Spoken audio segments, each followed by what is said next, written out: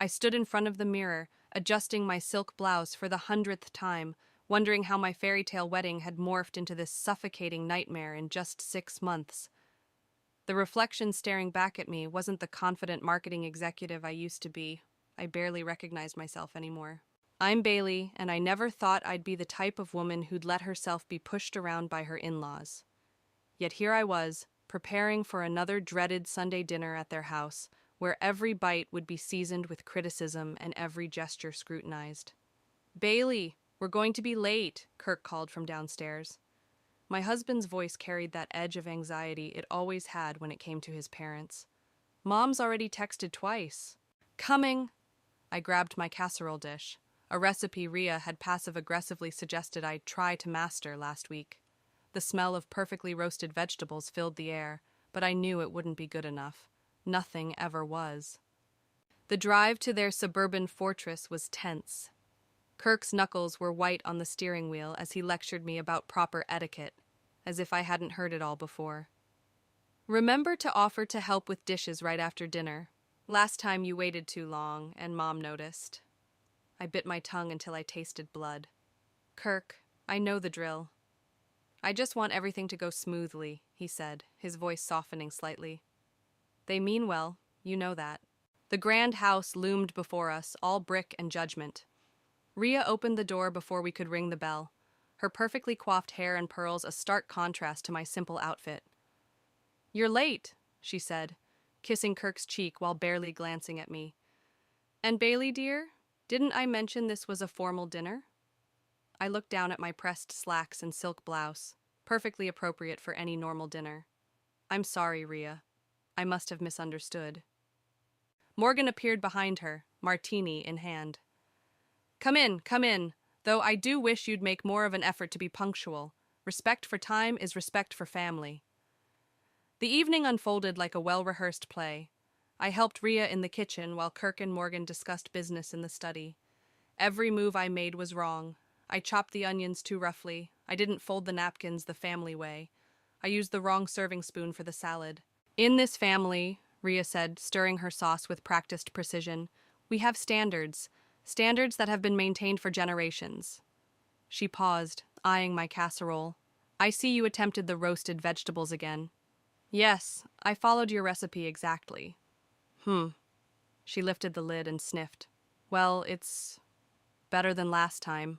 During dinner, I sat quietly as they discussed family history, business ventures, and their country club memberships. Kirk occasionally squeezed my hand under the table, but remained silent when his mother criticized my career. "I just don't understand why you insist on working such long hours," Rhea said, delicately dabbing her lips. "A wife's place is in the home, isn't that right, Morgan?" "Indeed. My mother never worked a day in her life, and she raised 3 successful children." "Times have changed," I ventured carefully. "Many women balance both career and family now." The silence that followed was deafening. Rhea's fork clinked against her plate as she set it down. Perhaps that's why this generation's family values are crumbling. When I married Morgan, I knew my responsibility was to the family first. "Bailey has some modern ideas," Kirk said weakly, avoiding my eyes. The evening culminated with Rhea's coup de grace over coffee and dessert. "You know, Bailey, when Kirk first brought you home, I worried you might not understand our family's traditions." And well, she smiled, all teeth and venom.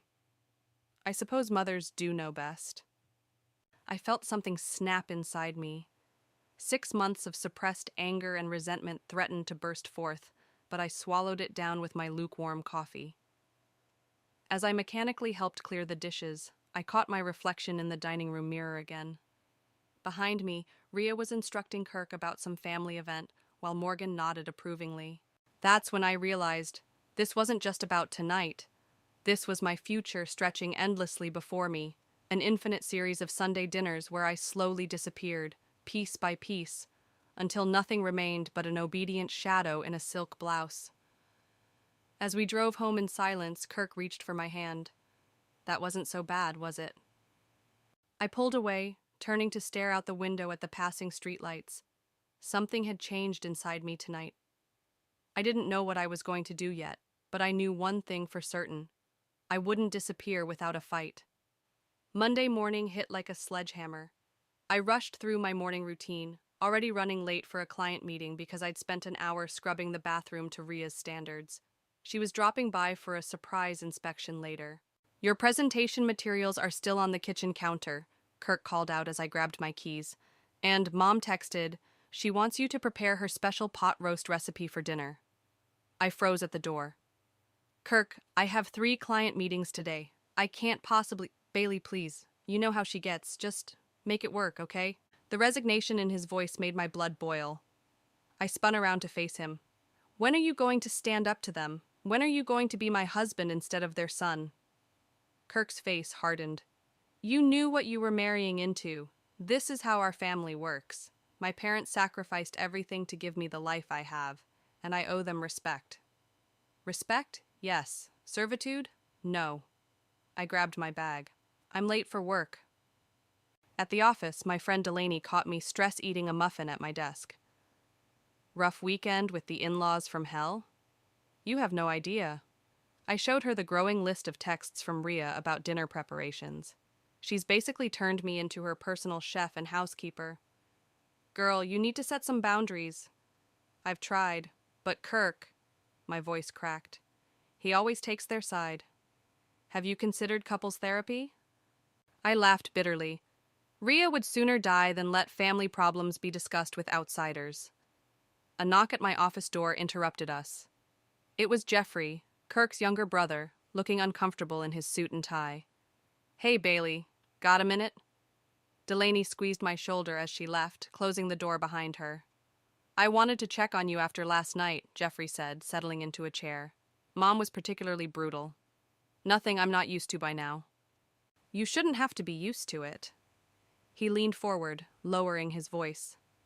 "Look, I know how they operate. I've watched them do this to every person who's married into the family. They break people down until there's nothing left." "Why are you telling me this?" "Because you're different. You're stronger than they expect." He glanced at the door. "Just be careful. They have ways of maintaining control. Financial ties, emotional manipulation. They're experts at it." "And what about Kirk? Why doesn't he see it?" Jeffrey's expression softened. "Kirk's their masterpiece. He'll never go against them. Trust me, I've watched him choose them over everyone else his entire life." After Jeffrey left, I buried myself in work until my phone buzzed with another text from Ria. "Don't forget to pick up fresh thyme for the pot roast. The grocery store on Oak Street has the best produce. And please wear something appropriate when I visit." That outfit from Sunday was rather casual. I slammed my phone down, startling my assistant. The rest of the afternoon passed in a blur of meetings and deadlines, but my mind kept circling back to Jeffrey's warning. At 5:30, I called Kirk. "I'm staying late at work. There's a client emergency." "Bailey, you know Mom's coming for dinner. She's expecting—" "Then you make the pot roast," I snapped. "I'm done being her servant." "Why are you being so difficult? This is about respect. No, this is about control, and I'm done playing their game." I hung up and drove to meet my friend Madeline at our favorite coffee shop. She listened as I poured out everything: the constant criticism, Kirk's betrayal, Jeffrey's warning. "You know what this is, right?" Madeline said, stirring her latte. "It's abuse. They're systematically destroying your independence." "I know." I wrapped my hands around my cold coffee. "But what can I do? Kirk controls our finances, his parents have connections everywhere in town, and I—" "You're not trapped, Bailey. There are always options." My phone lit up with messages: Kirk, Ria, even Morgan now. I turned it face down on the table. "I can't keep living like this," I whispered. "Then don't." Madeline's voice was steel. "But whatever you do, be smart about it. People like them don't give up control easily." When I finally got home that night, Kirk was waiting up. "Mom's furious. She sat here for 2 hours." "I don't care." I cut him off, my voice steady. "I'm going to bed." As I lay awake, listening to Kirk's quiet breathing beside me, I thought about Jeffrey's words and Madeline's advice. They were right. I needed to be careful, but I also needed to act. Something had to change, and soon. I just didn't know yet how far I'd have to go to make that happen. The following Saturday, while Kirk was golfing with his father, I tackled the attic cleaning project Rhea had been nagging about for weeks. The musty space was crammed with generations of Holland family history, each box labeled in Rhea's precise handwriting. I was halfway through sorting old photo albums when I knocked over a heavy metal filing box. Papers scattered across the floor, and as I gathered them up, a medical document caught my eye. Patient exhibits severe allergic reaction to... I squinted at the faded text, my heart beginning to race as I read further. My phone buzzed. Madeline calling. "You'll never believe what I just found," I said, still staring at the papers. "Tell me over lunch. I'm outside your house right now." 20 minutes later, we sat in a quiet corner of a cafe across town, the medical records spread between us. "So both Rhea and Morgan are allergic to shellfish?" Madeline asked, examining the documents. "Severely allergic?" "According to these records, yes. But look at the dates. These are from years ago. And here's the weird part. There's a whole file of legal documents about keeping it quiet. Something about a business deal that fell through because of it." "Their perfect image," Madeline mused. "They couldn't let anyone know about a weakness." "Exactly. Kirk never mentioned this. I've watched Rhea refuse seafood at restaurants, always claiming she simply doesn't care for it." "Information is power, Bailey." Madeline's eyes met mine, especially with people like them. I gathered the papers carefully. "I need to think about this. Just be careful. Whatever you're planning." "I'm not planning anything," I said quickly. Too quickly. Back home, I was hiding the documents in my home office when Kirk returned from golf. "What are you doing in here?" he asked, making me jump. "Just organizing some work files." I turned to face him, keeping my voice steady. "How was golf?" "Dad's trying to convince me to take over as CEO when he retires next year." Kirk loosened his collar. "Says it's my duty to the family." "And what do you want?" "What I want doesn't matter. Family comes first, you know that." I watched him walk away, remembering the bright-eyed man I'd fallen in love with 2 years ago. Where had that person gone? My phone buzzed with a text from Jeffrey. "Need to talk. Important. Coffee tomorrow?" We met early Sunday morning at a small cafe downtown, far from his parents' usual haunts. "They're planning something," Jeffrey said without preamble. "I overheard Mom and Dad talking about putting you in your place, once and for all." "What does that mean?" "They want Kirk to make you quit your job. They're going to pressure him to get you pregnant, trap you in their world completely." He leaned forward. "They've done it before, to our cousin's wife. She had a breakdown and left town." My hands shook as I set down my coffee. "Kirk wouldn't he? You've seen how he is with them." I thought about the medical records hidden in my office. What if someone had information about them? Something they wanted to keep secret? Jeffrey's eyes narrowed. "Be careful, Bailey. They destroy people who threaten them. They're already destroying me." Back home, I pulled out the medical records again, spreading them across my desk. My marketing brain kicked in, analyzing angles, possibilities, consequences. My phone lit up with Rhea's name. "Dinner at our house tonight. Wear something appropriate this time." I was about to decline when another text came through. "We need to discuss your role in this family." A plan started forming in my mind. I texted back, "Of course, I'll bring dessert." That afternoon, I met Delaney for a quick coffee break at work. "You seem different today," she observed, "more focused." "I found something," I said quietly. "Something that might give me leverage." "Against the in-laws?" She lowered her voice. "What kind of leverage?" "The kind that could change everything." I hesitated. "But I need your help. You used to work in medical administration, right?" "Bailey." Her expression grew serious. "Whatever you're thinking of doing, make sure you can live with the consequences." I thought about Kirk's submission to his parents, Jeffrey's warning, the years of manipulation ahead of me if I did nothing. "The consequences of doing nothing would be worse," I said firmly. As I drove home that evening, my mind was racing with possibilities. The medical records felt like a loaded gun in my bag. Dangerous, but powerful. I just had to decide if I was willing to pull the trigger. The confrontation with Kirk happened on a rainy Tuesday evening. I'd just finished a call with Delaney about the medical records when he stormed into the kitchen, waving his phone. "Mom's crying," he said, his voice shaking. "She says you've been ignoring her calls about the charity gala planning." I set down my coffee mug carefully. "I've been working, Kirk. I have a career, remember?" "This is important to them. The gala is our family's biggest social event of the year." "Their family," I corrected, "not ours." Kirk's face reddened. "That's exactly the attitude they warned me about. Mom says you're trying to drive a wedge between us." "Between us?" I laughed bitterly. "There already is a wedge. It's called your parents. Don't talk about them like that." He slammed his hand on the counter. "They've given us everything." "Given us?" I stood up. "They've taken everything from me. My independence, my self-respect, my husband." "That's enough." Kirk's voice rose to a shout. "Mom was right. You need to quit your job and focus on your real responsibilities." The room went silent. I stared at him, feeling something final snap inside me. "What did you just say?" "We've discussed it," he continued, quieter now. "Dad's offering you a position managing the family's charitable foundation. Part-time, of course. That way, you can focus on starting our family." My phone buzzed. Delaney texting about what she'd found in the medical records. I ignored it. "You discussed my career with your parents?"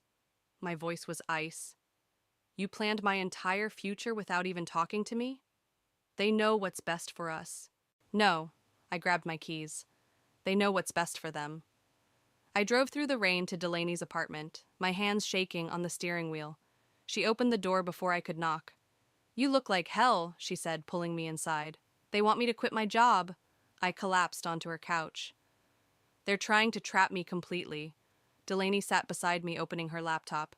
"Then you need to see what I found. Those medical records? They're just the beginning." She pulled up financial documents, legal papers, old news articles. "Their shellfish allergy isn't just a medical condition. It's tied to a massive insurance fraud case from 15 years ago. They claimed Morgan had a severe reaction at a business dinner, sued the restaurant for millions." "But the records show they knew about the allergy years before that," I said, leaning closer. "Exactly. And that restaurant? It went bankrupt. The owner lost everything." My phone kept buzzing. Kirk, Rhea, even Morgan now. I turned it off. "There's more," Delaney continued. "I found similar patterns. They've used their condition to manipulate situations, destroy competitors, control narratives. It's all about power. Just like what they're doing to me." "Bailey." Delaney closed her laptop. "What are you thinking?" Before I could answer, there was a knock at the door. Jeffrey stood there, looking worried. "Kirk called me," he said, stepping inside. "Said you had a fight." "They want me to quit my job." Jeffrey nodded grimly. "I figured this was coming. Mom's been planning it for weeks." "I found something," I said suddenly. "About your parents, about their allergies." His eyes widened as I explained. When I finished, he was silent for a long moment. "The restaurant they sued," he said finally. "The owner was my first girlfriend's father. After they destroyed him, they made sure I never saw her again." "Will you help me?" I asked. "Help you what?" "Take back control. Make them understand they can't keep doing this to people." Jeffrey ran a hand through his hair. "What exactly are you planning?" Delaney spoke up. "Something that could backfire spectacularly if we're not careful." My phone buzzed again when I turned it back on. A text from Rhea. "Family dinner this Sunday. Non-negotiable. We need to discuss your recent behavior." "Perfect timing," I said, showing them the message. "They're planning to ambush me at dinner, but what if I ambush them instead?" "Bailey," Jeffrey warned, "if you're thinking what I think you're thinking—" "They use their allergy to destroy people's lives," I said. "Maybe it's time they got a taste of their own medicine." "Literally," Delaney muttered. I looked between them, my friend who'd helped uncover the truth, and my brother-in-law who'd lived under his parents' manipulation his whole life. "Are you with me?" Jeffrey hesitated, then nodded slowly. "Just Promise me you won't take it too far. I promise, I said, but even as the words left my mouth, I wasn't sure if I could keep them. Sunday arrived with a weight of inevitability. I spent the morning in the kitchen, preparing the elaborate meal Rhea had suggested. My hands moved methodically through the familiar motions while my mind raced with doubt and determination. Something smells amazing, Kirk said, entering the kitchen. He'd been walking on eggshells since our fight. Is that Mom's special roast? And more. I gestured to the spread of dishes. I'm making her favorite seafood pasta, too. Seafood? Mom doesn't eat. I thought it was time to expand our family's culinary horizons. I kept my voice light. Just a small portion, mixed in with the regular pasta, for those who want to try it. Kirk shrugged, already distracted by his phone. Just don't be offended when she doesn't touch it. Delaney called while I was packing the food. Are you sure about this? The shellfish is just for show, I assured her. A message. I have copies of all the documents ready. And Jeffrey? He's meeting us there. He'll back me up when I confront them. Bailey, Delaney hesitated. Just remember, you can't take it back once it's done. The drive to Rhea and Morgan's house felt like heading into battle. Kirk chatted about work, oblivious to my white-knuckled grip on the food containers. Jeffrey met us at the door, his face tense. Mom's in rare form today, he whispered as he helped me with the dishes. She's been practicing her concerned mother speech all afternoon. Perfect. I started arranging the food on their formal dining table. Let her perform. Rhea swept in, immaculate as always. Bailey, dear, I'm so glad you decided to be reasonable about tonight. Her eyes narrowed at the pasta dish. What's that? Just trying something new, I said sweetly. I've been experimenting with different recipes. Morgan joined us, drink in hand. Smells interesting, not your usual fare. That's the point, I smiled. Time for some changes, don't you think? Everyone settled around the table, Rhea and Morgan at the heads, Kirk and Jeffrey on one side, me alone on the other. The power dynamic wasn't lost on me. Before we eat, Rhea began, folding her hands, we need to discuss your recent behavior, Bailey. My behavior? I served myself some pasta. Please elaborate. Your attitude, your resistance to family traditions, your career obsession. Rhea's voice dripped with rehearsed concern. We're worried about you, dear. Actually, I set down my fork. I've been worried about you, too. Oh? Morgan raised an eyebrow. I reached into my bag and pulled out the first document. Particularly about your health issues, the ones you've kept secret for so long. The color drained from Rhea's face. Morgan set down his glass too quickly, splashing wine on the pristine tablecloth.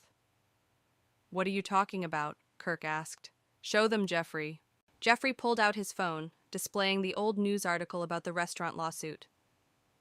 Remember the Riverside Grill, Dad? The owner whose life you ruined? That's enough, Morgan snapped. No, it's not. I laid out more documents. I have everything. The insurance fraud, the lawsuits, the pattern of destroying people's lives using your secret condition as a weapon. Bailey, Kirk started. What are you doing? Showing you who your parents really are. I pushed the seafood pasta toward Rhea. Would you like some, Mother? Or should we discuss how you've used your shellfish allergy to manipulate and destroy people for years? The silence was deafening. Rhea's hands trembled as she stared at the documents. Morgan's face had turned an alarming shade of red. You ungrateful little, he began. Careful, I cut him off. The documents are already with my lawyer. One word from me, and everything goes public. You're bluffing, Rhea whispered. Try me. I stood up. I'm done being your puppet, done watching you control and manipulate everyone around you. This ends now. Kirk, Morgan turned to his son, control your wife. But Kirk was staring at the restaurant article, his face ashen. Is this true? Did you really destroy that family just to win a lawsuit? We did what was necessary, Rhea said stiffly, for the family. The family? Jeffrey laughed bitterly. You mean for your power, your control. I gathered my things, my heart pounding but my voice steady. Here's what's going to happen. You're going to back off, No more interference in my career, my marriage, my life, or everything comes out. You can't prove any of this, Morgan blustered. Want to bet your reputation on that? I walked to the door, then turned back. Oh, and the pasta? It's regular, but watching you squirm? That was the real dish I served tonight. As I left, Jeffrey followed me out. Behind us, I could hear Kirk's raised voice demanding answers from his parents. The night air felt clean and fresh. For the first time in months, I could breathe freely. But this was just the beginning. The next morning, my phone exploded with notifications. Missed calls from Kirk, who hadn't come home last night. Texts from Jeffrey warning me that his parents were on the warpath. And one voicemail from Morgan that made my blood run cold. You have no idea what you've started, his voice growled. We built this family's reputation over generations. We won't let some outsider destroy it. I played the message for Madeline over breakfast at her place. Sounds like a threat, she said, pushing her coffee aside. Maybe we should call the police. And tell them what? That my in-laws are mad I exposed their secret allergy? I shook my head. No, we stick to the plan. My phone buzzed again, Kirk calling. I answered on speaker. Where are you? His voice was ragged. We need to talk. I'm safe. That's all you need to know. Bailey, please. What you did last night. Mom and Dad are furious. They're talking about legal action. Let them try. I kept my voice steady. I have copies of everything. Why are you doing this to our family? Our family? I laughed. There is no our family, Kirk. There's just their family, and I'm done being their victim. The door chime interrupted us. Madeline checked the security camera and froze. It's your in-laws, she whispered. All of them. I ended the call with Kirk. Through the window, I could see Rhea, Morgan, and Kirk standing at Madeline's front door. Jeffrey was there too, hanging back with an apologetic look. Back door, Madeline mouthed, pointing to her kitchen. But before I could move, Morgan's voice boomed through the door. We know you're in there, Bailey. We just want to talk. Like civilized people, Rhea added, her voice sickly sweet. I took a deep breath and opened the door. They filed in, an invasion force in expensive clothes. Civilized? I said. Like how you civilized that restaurant owner, or all the others you've destroyed? Those were business decisions, Morgan said smoothly. Speaking of business, we have a proposition for you. Rhea pulled out a checkbook. Name your price. We can make this all go away. You think you can buy me off? Everyone has a price, Morgan said. And we're willing to be very generous. Kirk stepped forward. Bailey, please. They're offering us a fresh start. We could move to the West Coast branch, away from all this. Us? I stared at him. You're still taking their side? I'm trying to save our marriage. Our marriage was over the moment you chose them over me. The words hurt, but they felt true. I don't want your money. I want justice. Morgan's facade cracked. Justice? You want to destroy everything we've built because we hurt your feelings? No, I pulled out my phone. I want to expose you because of this. I played a video Jeffrey had sent me last night. Security footage from the restaurant they'd sued, showing Rhea and Morgan calmly eating shellfish just weeks before their tragic accident. Where did you get that? Rhea whispered. The owner's daughter kept everything, Jeffrey said quietly. She gave it to me last night. You helped her? Kirk turned on his brother. Your own family? This isn't family, Jeffrey shot back. This is toxic control dressed up as tradition. Morgan stepped toward me, but Madeline moved between us. I have a security system and cameras everywhere, she warned. Don't try anything stupid. You're making a mistake, Rhea said, her voice trembling. We can make your life very difficult. More difficult than you already have? I held up my phone. One click and this goes to every news outlet in the state. Your choice. The room crackled with tension. Kirk looked lost, Jeffrey determined, Madeline ready for anything. But it was the fear in Rhea and Morgan's eyes that told me I'd won. What do you want? Morgan finally asked. Complete independence. No interference in my life or career. And you're going to quietly pay back every person you've destroyed with your little allergy scam. That's blackmail, Rhea hissed. No, that's karma. They left one by one, first Morgan and Rhea, then Jeffrey with a quiet, I'm proud of you. Kirk lingered at the door. "Is this really how you want to end things?" he asked. I thought about the bright-eyed man I'd married, now replaced by this stranger who couldn't see past his parents' manipulation. "You ended things long ago," I said softly. "You just didn't tell me." After he left, Madeline hugged me tight. "Are you okay?" "No," I admitted. "But I will be." My phone buzzed with a text from Jeffrey. "They're already calling their lawyer. This isn't over." I smiled grimly. "Good," I texted back. "Because neither am I." The law office was cold and sterile, matching the expressions of everyone around the conference table. Rhea and Morgan sat rigidly on one side with their attorney, while Kirk slouched beside them, avoiding my eyes. Jeffrey had chosen to sit next to me and my lawyer, making his allegiance clear. "Let's begin," Morgan's attorney said, spreading documents across the table. "My clients are willing to be generous, despite the circumstances." My lawyer, Sandra, a sharp-eyed woman Delaney had recommended, smiled thinly. "Before we discuss terms, I'd like to present some additional evidence." She opened her laptop, pulling up financial records. "We've traced a pattern of insurance fraud spanning 2 decades. The shellfish allergy was just the tip of the iceberg." Morgan's face reddened. "This is absurd." "Is it?" Sandra turned the screen. "Here's proof of 6 different insurance claims, all following the same pattern. And here are the families whose businesses were destroyed in the process." "That's confidential information," their lawyer sputtered. "Was confidential," Jeffrey corrected, "until I gave access to Bailey's team." Kirk's head snapped up. "You did what?" "Someone had to stop them," Jeffrey said quietly.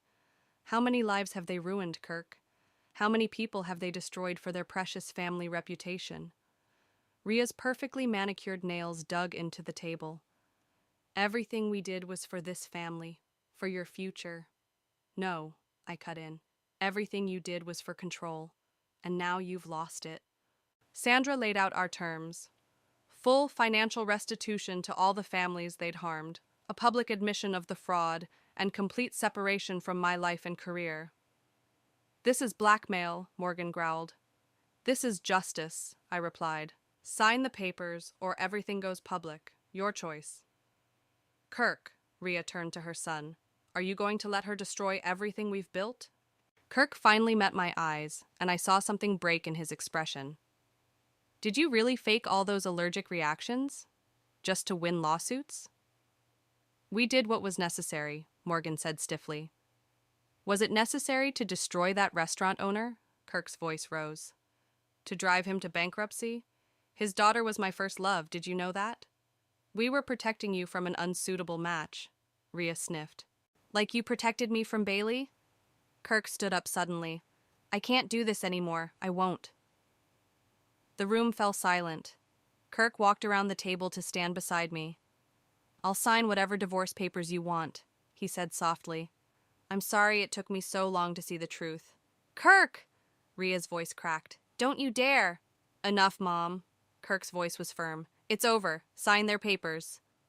Morgan's lawyer reviewed the documents, whispering urgently to his clients. Finally, Morgan reached for the pen. "You've won," he said bitterly, scrawling his signature. "I hope you're happy." "This isn't about winning," I replied. "It's about making things right."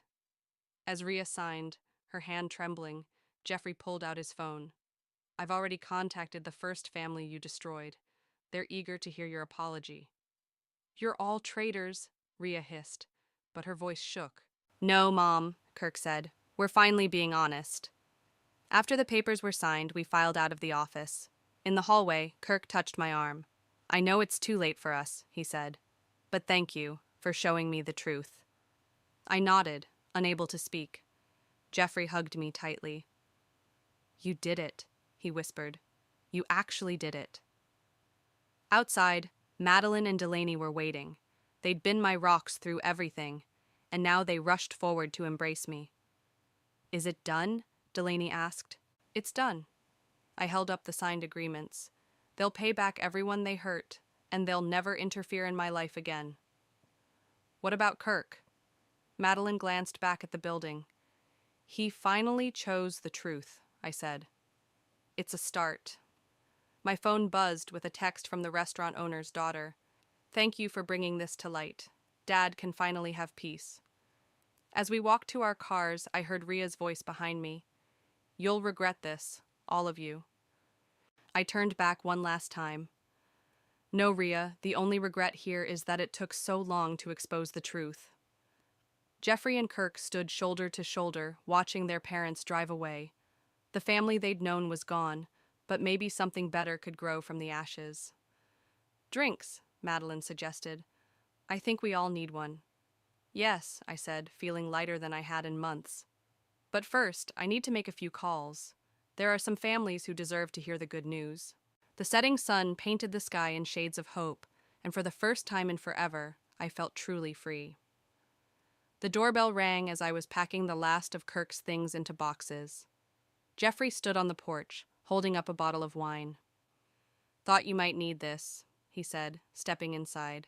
Just got word from the lawyer. Mom and Dad made their first restitution payment to the restaurant family. How are they taking it? About as well as you'd expect. He helped me seal a box. They've basically locked themselves in their house. The country club crowd isn't exactly welcoming since the truth came out. My phone buzzed. A text from Kirk. Signed the divorce papers. They're filed. Thank you for waking me up. You okay? Jeffrey asked, noticing my expression. Yeah, just... I showed him the text. It's strange. I thought this would feel more like an ending. Maybe it's a beginning. He opened the wine. Did you see the local news? They're running a story about Mom and Dad's charitable donations to all the families they hurt. Charitable donations? I laughed. Is that what they're calling court-ordered restitution now? The doorbell rang again. This time it was Madeline and Delaney carrying takeout. We come bearing comfort food, Madeline announced. And news, Delaney added. Remember that promotion I mentioned? The position's yours if you want it. No family connections needed, just your talent. I hugged them both. I can't believe how much has changed in just a few weeks. Speaking of change, Jeffrey said, I got an interesting call today. Remember Kirk's old girlfriend, the restaurant owner's daughter? She's moving back to town. Really? I handed out wine glasses. How's that going? We're having coffee next week. He blushed slightly. Just to catch up. The doorbell rang a third time.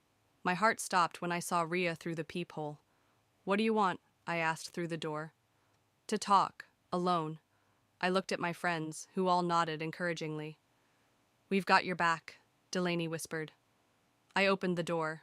Ria looked smaller somehow, her designer outfit slightly wrinkled, her perfect makeup showing cracks. May I come in? I stepped aside, letting her enter. She flinched slightly, seeing everyone there. I'll be brief, she said, her voice lacking its usual authority. I've been thinking about everything. That must be new for you, Jeffrey muttered. I deserve that. She twisted her hands together. I deserve all of it. The shame, the social isolation, the looks at church. Her voice cracked. Morgan's business partners are deserting him. Our reputation is ruined, and it's all our own fault. Yes, I said simply, it is. I don't expect forgiveness, but I needed to tell you. She took a deep breath. You were right, about everything. We became monsters, convinced we were protecting our family while we were actually destroying it.